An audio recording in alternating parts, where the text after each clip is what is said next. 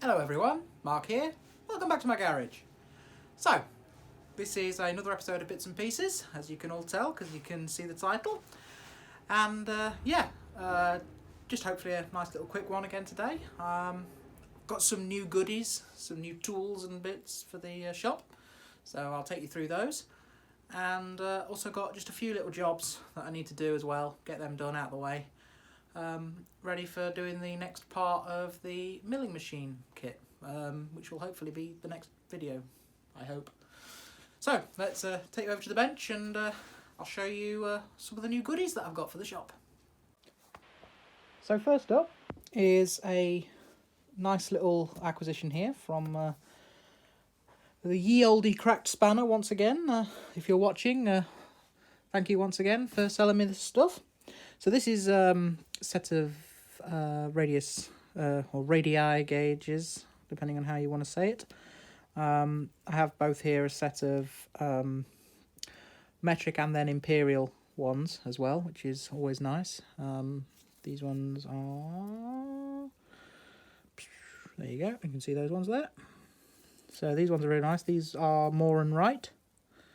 This is the number 206. Moore and Wright. Then this is another Moore and Wright, which is the 207, which is the radius in thou. So this is the imperial one. You can see them there. They're a bit dirty, but that doesn't matter. They still work. They're still made of good quality Sheffield steel, so that's always a bonus. Oh, blimey, our neighbours are having a skip delivered and they're half being noisy. Anyway, this is a nice, like I said, the number 207. Then also, once again, from Cracked Spanner, all this came in one lot, is some feeler gauges. Now this is the imperial ones. So these are 1/1000th of an inch set of feeler gauges. Now, as you can see, they do go down to thin. In fact, that one's got slightly bent, but that does not matter because at the end of the day, it's not like I'm planning on using this to measuring stuff for NASA. Moore and Wright, great quality stuff, as always. Once again, wonderful Sheffield steel. Got to love Moore and Wright stuff, so that's that one. And then the next one here is the millimetre one. So I have both metric and imperial feeler gauges, so that's rather nice. Once again, these are all in very nice condition and very nice incremental scale, which is beautiful, absolutely beautiful. So thank you once again, Cracked Spanner, for these nice assortment of feeler and then radius gauges. Wonderful. This has got to be the cutest ever sign bar that I have ever seen. I mean, would you look at how tiny that is? I mean, what is the distance between centres on this? This won't be entirely accurate because it's not quite centre to centre, but I mean, that is a tiny centre to centre distance. That is beautiful, though. It's rather magical. That. I love that. That's gonna be just so cute to work with. It's really nice. It feels beautifully made. It's been ground finished, so it is beautiful made. There's no marks on it, so I think it's an import. However, it is a wonderful. Sorry, that was a frame. It is a wonderful piece of kit. It's just so cute. You know, even if I don't ever end up using it, it'll be beautiful just as a nice little talking display piece. I mean, that's really, really adorable, that. So that I am super duper happy with. So that's wonderful, that. So once again, I tell you, this channel at this rate is sponsored by Cracked Spanner, because this is once again thanks to Cracked Spanner there for supplying this. In fact, now I think about it, all the tools I'm showing you today are from Cracked Spanner. So yes, as it happens this time, it's a case of Too Many Lathes, not sponsored by Cracked Spanner. So wonderful. Yes, truly cute, that. Next up on the list is a couple of nice lathe drive dogs. These are always handy to have. As far as I'm aware, I've only got one now I think about it. I've only got one before these, so this is a wonderful addition to the shop. Got a nice little small one there, and then I've got a nice big hefty one there. There is a maker's mark on it there, but I'm not entirely sure where that belongs to, so that's rather nice. But yeah, beautiful. You can see the size comparisons there. So yeah, that's rather nice. So yeah, again, thank you Greg Spanner for those.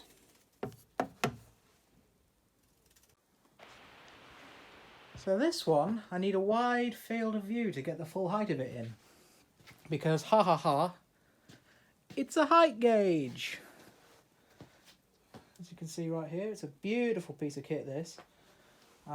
Very nicely made indeed, and you would expect it so, given that it is a Brown and Sharp vernier height gauge.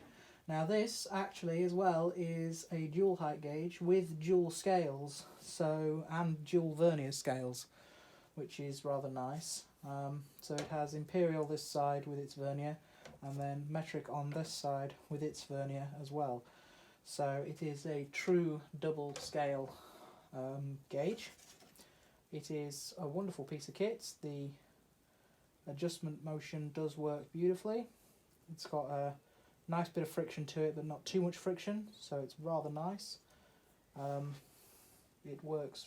It's a little stiff for going, because it hasn't been used obviously in a very long time, but it does work nicely. All the little locks work, and the adjustment dial does work if I actually set this correctly. Lock that down, and there you go, the actual adjustment does work. Well, it works one way apparently. For some reason it won't lock correctly to go the other way, but nothing beats a nice little bit of fiddling to get it to work. Oh, there we go, that's it. Looks like it was just a bit stuck, that's all. So yes, it works beautifully.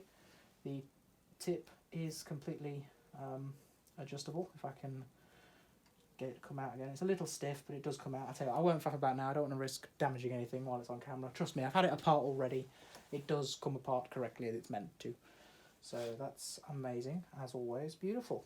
So this was, I think this is probably the second most impressive purchase that I've got from Greg Spanner so far.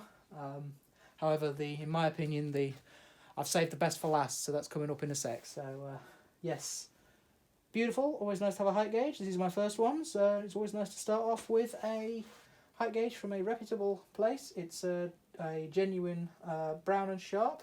Let me see if I can bring you in. Let me see if you can see this.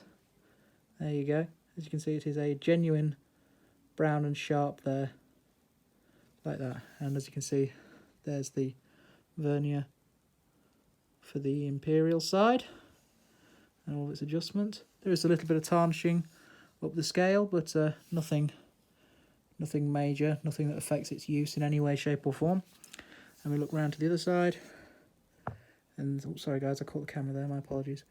There is the metric scale. Again, all perfect. This side's got a little more tarnishing on it than the other, but again, that does not matter. Truly a beautiful, beautiful piece of kit. I'm happy with that. So the final acquisition of this video is this. No, it's not just a box. Don't know if you can read that, probably not, but right there. So it's a Lushington boring head. It's yeah, it's a boring head, but it's a very fancy boring head and a very, very nice boring head. So it has all the extenders that came with it as well, which is wonderful. So all the actual tool bit holders that go in it to actually allow you to increase the reach significantly, which is amazing. I think will do up to a maximum, I think, of like 5-inch swing, which is amazing. And then you get to the, oh, it's heavy, the actual head itself. It goes that way into a, so the chuck would be, or the spindle rather, would be here. Because it is a Morse 2 taper, which is very handy because things like my lathes, both my big lathes, are Morse 2. And also so is both of my pillar drills. Well, one's a mill drill, and the large pillar drill are also Morse taper 2. So this is a wonderful addition, truly wonderful addition. Now it is in beautiful condition, a truly beautiful condition, and it has got a removable backplate. So if I wanted to, I could fit this, for instance, then if in the future I got, let's say, a 30 International taper mill or whatever, or an R8, for instance, or something like that, I could replace the backplate on here with that particular shank, which is truly beautiful and amazing. So this is a beautiful piece of kit. It came in a nice box, and it also came with this, which is an extender boot, which is a quite nice feature. I do believe it goes over there like that, or it goes the other way or something. I'm not quite sure which way round it goes. I need to read up for some documentation, but either way, you do that and then it increases the range significantly because it kicks it over, and then you've got the range coming out the side here as well. So you can significantly increase the range of your boring capabilities with this thing. It's a truly impressive bit of kit, this. Came in this lovely original box, complete with all of its correct and... I'm not sure if it's the original tooling that went with it, but it's all the correct sizes for the various adjustments. So you've got the big Allen key for there. You've got a littler one for doing the boring bars and things down here. And then there's a smaller one. There's two smaller ones for adjusting the other locks in these smaller tooling holders as well, which is a wonderful piece of kit. And then there's even an actual tool in here, as it turns out, as well. Been a nice little bit of high-speed steel there, with the profile already ground on it even, which is beautiful. Not the right size for this particular part here, although it could do, because it just likes, I just need to loosen the screw, it would fit in there. But it's designed to fit one of these other shanks, for instance, so it would work beautifully for that. A truly beautiful piece of kit, this. I am certainly very happy with it. It just sits nicely in its box like that. It's a truly wonderful piece of kit, and I don't know, you can't see it there, it's out of frame, but up on the lid here it says that it's a 3/8 Whitworth drawbar thread in the end of it. So that's very nice, quite a common one that. In fact, I know for a fact you can buy drawbars for Myford lathes that are 3/8 Whitworth, so that's even more better. God, the amount of people who are going to hate me speaking like that. But thank you once again, Monsieur Cracked Spanner, for selling me this wonderful piece of kit as well. Like I said, this episode is sort of sponsored, but not sponsored by Cracked Spanner, so thank you, my man. You're a legend. So, first of the two jobs that I've got planned for this little video is something simple for this little key. Now, this tape is here so that people can't freeze frame it, pick up what the actual lock pattern is on it, and then have the key duplicated or profile the key and then have access to whatever this is for, which I'm not going to tell you what it's for, but it's, let's just say it's a key for something that turns something. There we go. That'll keep you all mystified. The main issue with this key is this slot. It is not deep enough that way. Most key rings, like the actual slough on that you wind it round key rings, are too thick. So if you put one in here, this key will not then rotate on the ring.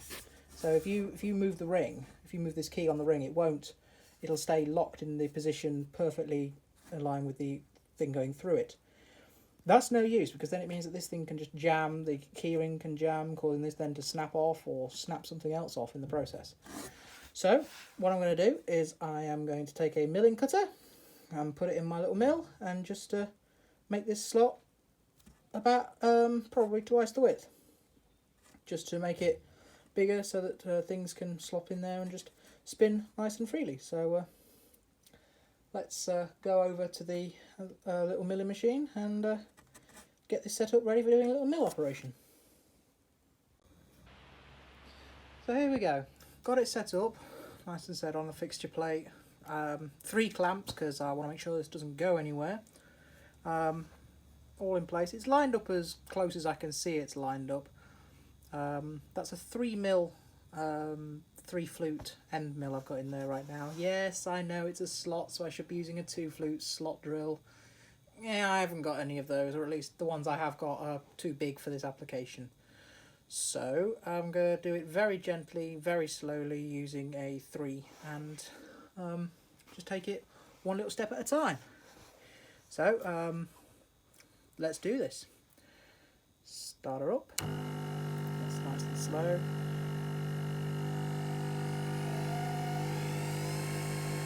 There we go. Let's line her up. There we go. And let's bring her in this way. There we go. And now let's slowly bring her down.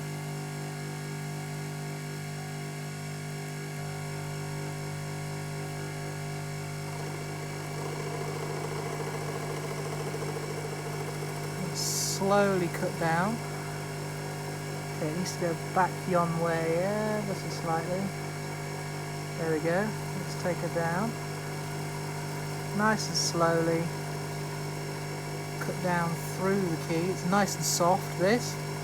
It's going through it like a knife through butter, that.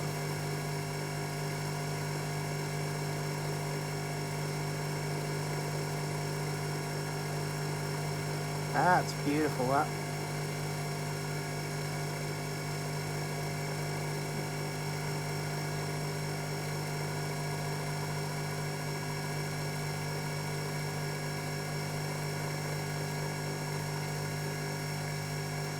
Okay, that's through.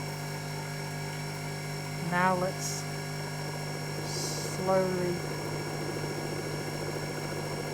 cut across.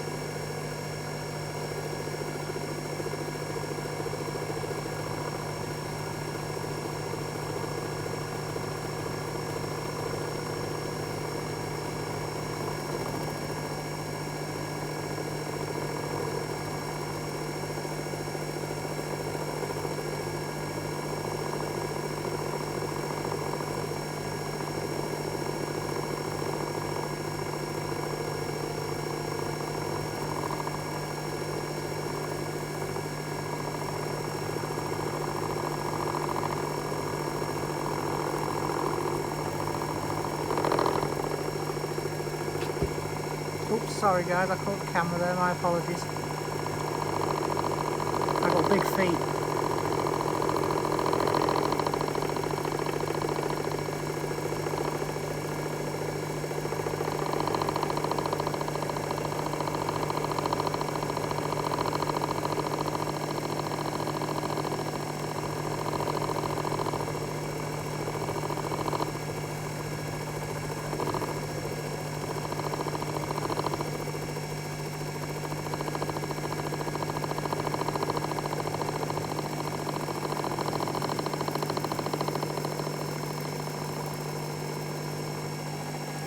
Now let's bring it back a bit, cut into there, and then let's cut back across again. Nice and gentle and slow. It's climb milling now.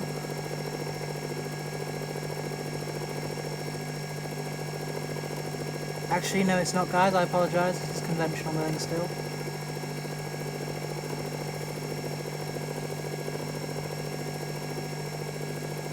Leaving a nice finish inside the slot.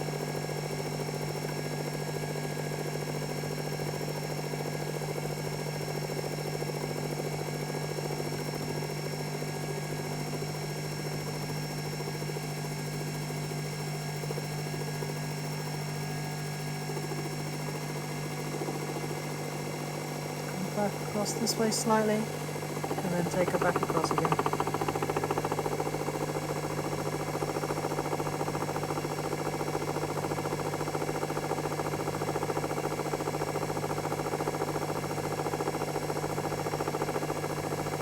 I'm not working to any kind of measurement on this, guys.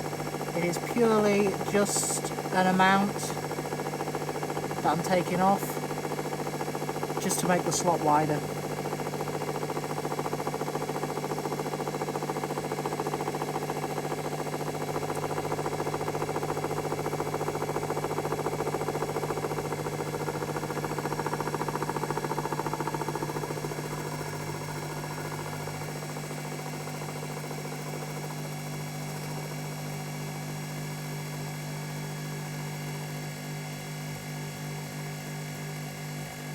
Now that looks nice to me. That's looking rather special, that. That is a nice, neat slot. Yeah, I'm happy with that. It's definitely wider than it was, so it'll certainly work nicely now with what I need it for. That is beautiful. Right, next step, take it out, deburr it, show you the final result. And there we have it. I know it doesn't look like I've done anything at all, but believe it or not, that slot is now about 1.5 millimeters wider than it was. So that now should be a nice fit for the keyring to go through just beautifully. That is rather tasty. All nicely deburred. Nobody's going to cut themselves on that at all if it's not on a keyring or anything. No sharp edges or anything like that. I just hit it on the wire wheel just to make sure there was no sharp bits or anything on it, and that is now ready to go back to its intended use case. So wonderful. So the second job I've got to do is to do with this parting off tool. Now it's a great little tool, however, as you can tell, I broke a tip, and that is because it turns out this will not go down low enough to bring this down to centre height or below centre height. So what I need to do is, like I've done with all my other 12mm shank stuff, mill a couple of millimetres off the bottom. So I'll get this out of the tool holder, put it in the milling machine, and do you a little bit of a quick sped up footage of milling the bottom off that. I know you guys have seen me do milling on my horizontal mill to death, so I'm not going to take you through step by step again because, well, like I said, it would bore you all to death. So yeah, take the tip out, take it out of the holder, and let's get it set up in the mill vise.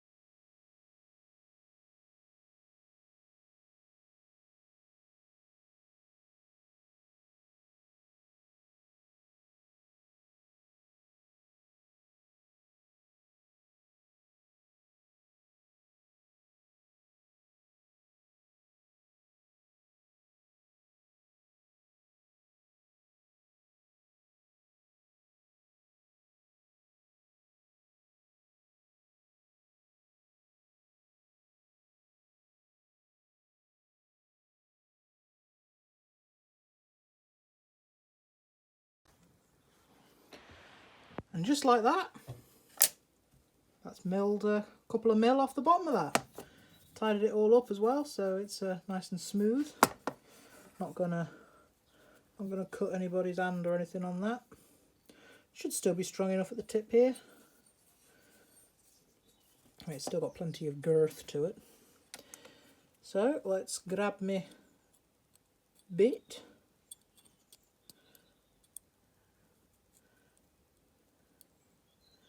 Yeah, that bit's toast. Put that in there. A bit of scrap. Let me grab a new bit.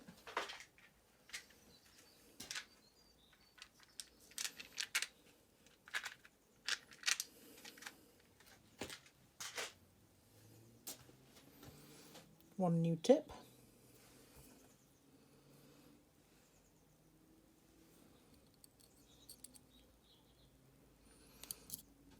That goes in there quite nicely. Let's get the clamp screw back in.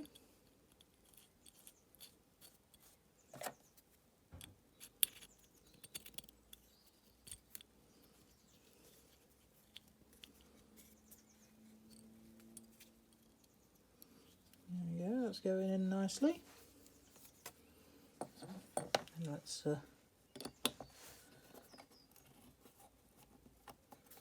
screw that back in and tighten it down.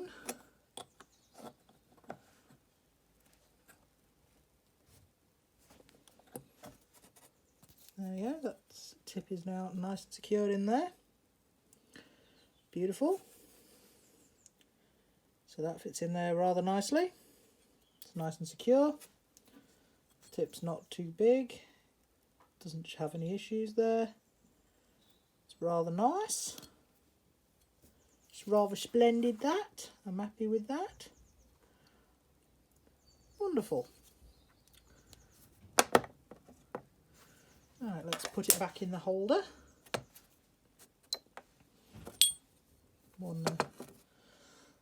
One multi-fix style tool holder. Stick it in there. I'm going to bring it in the back nice and far so that there's not a lot of stick out on it. Wind the screws down, at least one of them. Let's get that in. There you go, and then I can make sure that it's tight up against the back. Tighten that down. Same with the front one. Get my hands out of the way for you. Tighten that in, then I can come in these middle ones, bring them down as well. Lock that in. And the final one, bring that down, and lock it in. And there we go. Nice parting tool. Cut down to size. Fitted nicely back into its holder, ready for use. Super duper, that's that job jobbed. Well, thank you very much for taking the time to watch this video. Hopefully it's not turned out too long. I say just a little short video hopefully about what I did, what tools I got, and yeah, you know, just generally a bit of lollygagging in the old shop. So yes, like I said, if you did like the video, please give it a thumbs up down below, and if you really like the video and you want to see more from me, make sure to click that subscribe button and turn on notifications by clicking that little bell symbol as well. That way then you don't miss any videos when I post them. Thank you once again everyone, stay safe, and I will see you next time. Cheerio.